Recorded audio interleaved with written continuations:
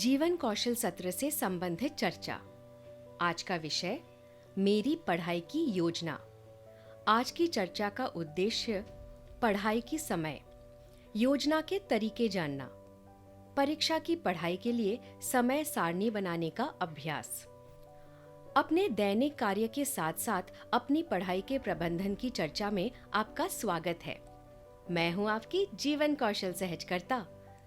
अच्छे भविष्य के लिए ये जरूरी है कि आप अपने स्कूल की पढ़ाई में अच्छा प्रदर्शन करें और अपने विषयों पर अच्छी समझ बनाएं। अच्छे नतीजे हासिल करने के लिए हमें अपनी पढ़ाई को व्यवस्थित तौर से करना बहुत जरूरी है। पढ़ने के लिए योजना बनाने और समय प्रबंधन की योग्यता के लिए जरूरी है अपनी प्राथमिकताओं को अच्छे से समझना। इसके लिए आपको हर पहलू पर सोचते हुए समय की योजना करनी पड़ेगी। कितना समय और कब आप पढ़ाई करना चाहते हैं, उसके साथ ही मित्रों से मिलने के लिए तथा अन्य काम के लिए भी आपके पास समय होना चाहिए। इस तरह समय को समझदारी से बांटना पड़ता है ताकि सब कुछ समय से पूरा हो सके। योजना बनाते समय आपको ये सोचना है कि समय का सदुपयोग कैसे हो। उदाहरण के लिए आप सोचिए कि आप ज्यादा समय अपने मनचाहे विषय पर लगाना चाहते हैं या जो आपको सबसे कठिन विषय लगता है उस पर। अपनी पढ़ाई जारी रखने के लिए सबसे जरूरी है दृढ़ता और गंभीरता से समय योजना के मुताबिक काम करना। साथ ही हमेशा कोशिश करते रहना चाहिए। जब आप एक योजना बनाते हैं तो ये जरूर याद रखें कि आप किस विषय में अधिक समय लगाना चाहेंगे। आप अकेले अच्छी तरह पढ़ सकते हैं या किसी दोस्त के साथ? किन साथियों को किस विषय के लिए आपकी जरूरत हो सकती है? बीच में आने वाली रुकावटों के लिए समय रखिए और बीच बीच में अन्य कार्यों के लिए तथा अच्छी तरह नींद लेने के लिए भी समय रखिए।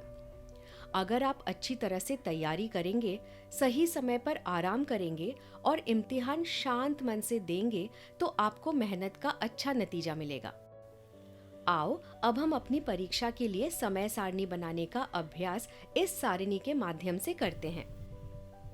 कुछ बातें जो पढ़ाई की योजना बनाते समय याद रखनी है, जैसे 1 घंटे पढ़ने के बाद विराम लीजिए, यानी कुछ देर की छुट्टी लें। रात भर मत पढ़िए, अच्छी तरह से सोना भी जरूरी है। आप सारा दिन लगातार नहीं पढ़ सकते हैं, इसलिए बीच बीच में थोड़ा समय अलग रखिए, कुछ अन्य कार्यों तथा मनोरंजन के लिए। कक्षा से लिए नोट्स फिर से पढ़ें।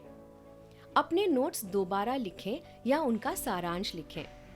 अपने पाठ पढ़कर उनको सही तरह से समझिए।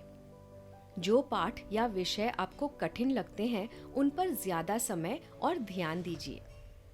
परीक्षा का अभ्यास करते रहें, खासकर कठिन विषयों का पिछले कुछ वर्षों की परीक्षाओं में आए हुए प्रश्न पत्रों का दोहरान करें। किसी साथी के साथ और एक दूसरे को पढ़ाने के साथ साथ एक दूसरे की जांच भी करते रहें। यदि आवश्यकता हो तो विषय संबंधित अतिरिक्त जानकारी प्राप्त करने हेतु इंटरनेट से भी मदद ले सकते हैं। तो साथियों, आशा है आज की ये चर्चा आपको पढ़ाई और परीक्षा की तैयारी के लिए समय योजना बनाने में मददगार रहेगी। यदि हम इन सभी बातों को ध्यान में रखकर अपनी योजना बनाते हैं और उस योजना का अनुसरण करते हैं तो हम अपनी अपेक्षानुरूप परीक्षा के परिणाम ला सकते हैं। इस चर्चा से जुड़ा आपका प्रश्न या प्रतिक्रिया हो तो अपनी आवाज रिकॉर्ड कर या लिख कर हमसे व्हाट्सएप द्वारा साझा करें।